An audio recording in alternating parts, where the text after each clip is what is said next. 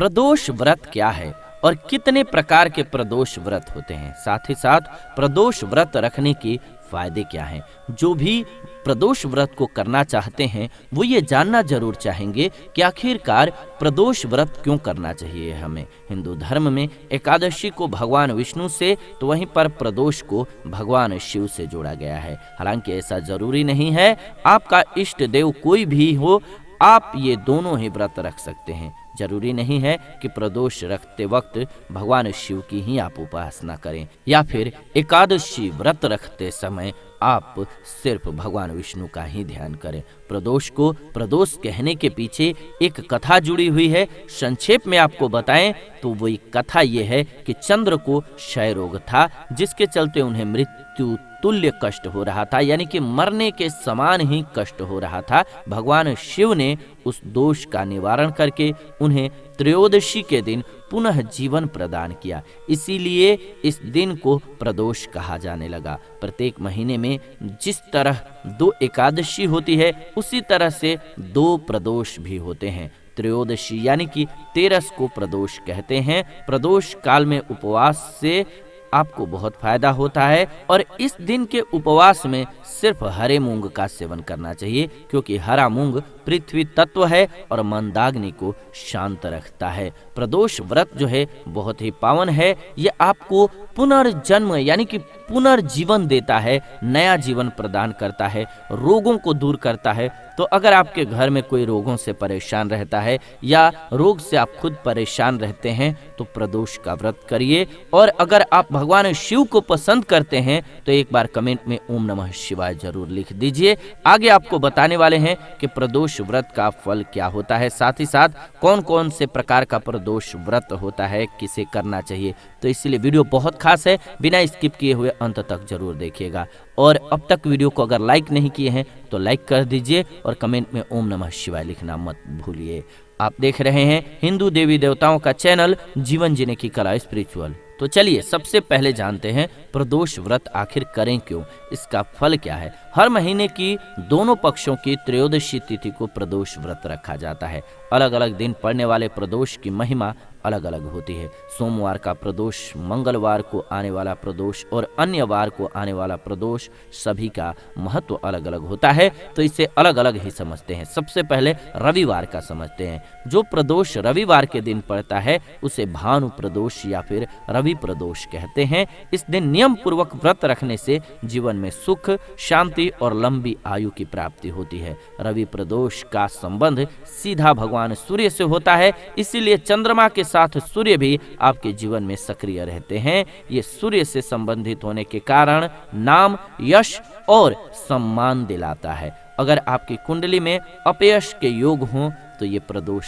जरूर करना चाहिए। रवि प्रदोष रखने से सूर्य भगवान से संबंधित सभी परेशानियां दूर हो जाती हैं। अगर कोई आर्टिस्ट है वो अपना नाम फेमस करना चाहता है या फिर कोई ऐसा व्यक्ति है जो कोई गलती नहीं करता है लेकिन दोष उस पर लग जाता है तो उसे रविवार का प्रदोष व्रत नहीं छोड़ना चाहिए, जरूर करना चाहिए। बोलिए प्रेम से भगवान शिव की जय। ओम नमः शिवाय कमेंट में लिखते चलिए। दूसरा जो है वो है सोमवार का प्रदोष व्रत। सोमवार को त्रयोदशी तिथि आने पर इसे सोम प्रदोष कहते हैं। ये व्रत रखने से इच्छा के अनुसार फल की प्राप्ति होती है। जिसका चंद्र खराब हो और खराब असर दे रहा हो उनको ये प्रदोष व्रत जरूर करना चाहिए, नियम पूर्वक करना चाहिए। इससे जीवन में शांति बनी रहेगी। अक्सर लोग संतान प्राप्ति के लिए ये व्रत करते हैं, साथ ही साथ शादी का योग बनाने के लिए, यानी कि चंद्र से दोष रिलेटेड जो भी है उसके निवारण के लिए आपको सोमवार का प्रदोष व्रत करना चाहिए। बोलिए प्रेम से भगवान शिव की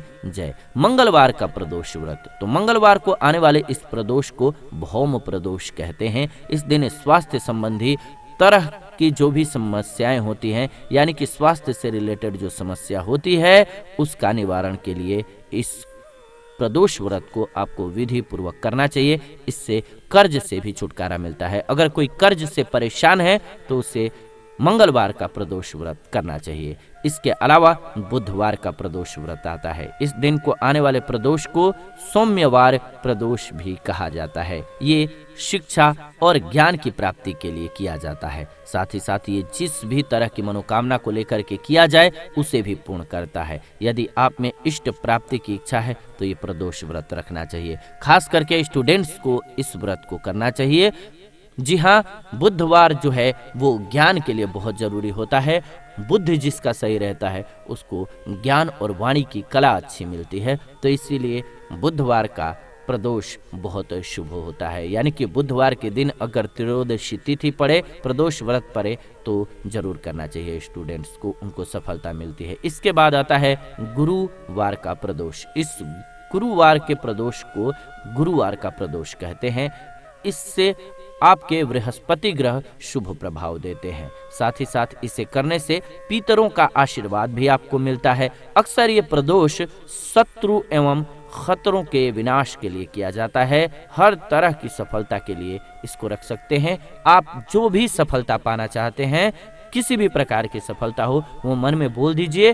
संकल्प के बाद आप बृहस्पतिवार का प्रदोष व्रत कीजिए, आपको सफलता जरूर मिलेगी। इसके बाद शुक्रवार का प्रदोष, जी हाँ, इसे भृगुवार प्रदोष कहा जाता है। जीवन में सौभाग्य वृद्धि के लिए ये प्रदोष करना चाहिए। सौभाग्य है तो धन और संपदा स्वतः ही मिल जाती है। इससे जीवन में हर कार्य में सफलता मिलती है। तो आपको शुक्रवार का प्रदोष करना चाहिए। अगर आपको पैसे रुपए की दिक्कत है, लक्ष्मी जी का साथ आपके जीवन में नहीं है तो। इसके बाद आता है शनिवार का प्रदोष। शनि प्रदोष से पुत्र की प्राप्ति होती है। अक्सर लोग इसे हर तरह की मनोकामना पूर्ण करने के लिए, नौकरी में पद की प्राप्ति के लिए या प्रमोशन के लिए भी करते हैं। तो शनि प्रदोष का महत्व भी आप जरूर सुनते आए होंगे। बहुत ही ज्ञानवर्धक और बहुत ही पावन होता है। ये सभी हमने आपको बता दिया कि किसे कौन सा प्रदोष व्रत करना चाहिए। अब इसमें से जो आपकी ज़रूरत है उसके अनुसार आपको प्रदोष व्रत रखना चाहिए। चाहे तो आप हर प्रदोष व्रत को कर सकते हैं। इससे आपके जीवन में सुख, संपत्ति और खुशियों का आगमन होता है। रवि प्रदोष, सोम प्रदोष और शनि प्रदोष के व्रत को पूर्ण करने से अति शीघ्र जो है कार्य की सिद्धि होकर के अभीष्ट फल की प्राप्ति होती है। सर्व कार्य सिद्धि के लिए शास्त्रों में कहा गया है कि यदि कोई भी 11 या फिर 1 वर्ष के समस्त त्रयोदशी के व्रत करता है, यानी कि सभी त्रयोदशी व्रत करता है, तो उसकी सभी मनोकामनाएं जरूर पूर्ण होती हैं और अति शीघ्र पूर्ण हो जाती हैं। प्रदोष रखने से आपका चंद्र ठीक हो जाता है, यानी कि शरीर में चंद्र तत्व में सुधार आता है। माना जाता है कि चंद्र के सुधार होने से शुक्र भी सुधरता है और शुक्र में सुधार होने से बुध भी सुधर जाता है। मानसिक बेचैनी खत्म हो जाती है और जीवन जो है खुशियों से भर जाता है। तो अगर आप समझ चुके हैं कि आपको कौन सा प्रदोष व्रत करना है, तो आपको वैसे तो कोशिश करना है कि साल का हर प्रदोष व्रत करें। त्रयोदशी तिथि चाहे वो कृष्ण पक्ष की आए चाहे वो शुक्ल पक्ष की आए, हर एक प्रदोष व्रत होता है। आपको जिस दिन वो पड़ता है उसे उस दिन का प्रदोष व्रत माना जाता है। आपको बता दिया मैंने कि कौन सा प्रदोष व्रत करने से क्या मिलता है आपको। तो आपको अपने जरूरत के अनुसार जरूर प्रदोष व्रत करना चाहिए। उम्मीद है आपको वीडियो पसंद आई होगी। तो अगर अब तक वीडियो को लाइक नहीं किए हैं तो लाइक कर दीजिए। साथ ही साथ आप सभी चैनल को सब्सक्राइब करके बेल नोटिफिकेशन को ऑन कर लीजिए, क्योंकि ऐसी नई वीडियो इस चैनल के माध्यम से हम लेकर के आते रहते हैं। फिलहाल इस वीडियो से विदा लेंगे, जुड़ेंगे नई वीडियो में नई जानकारी के साथ। लेकिन आप सभी खुश रहें, स्वस्थ रहें और जाते जाते कमेंट में लिखना ना भूलें। ओम नमः शिवाय।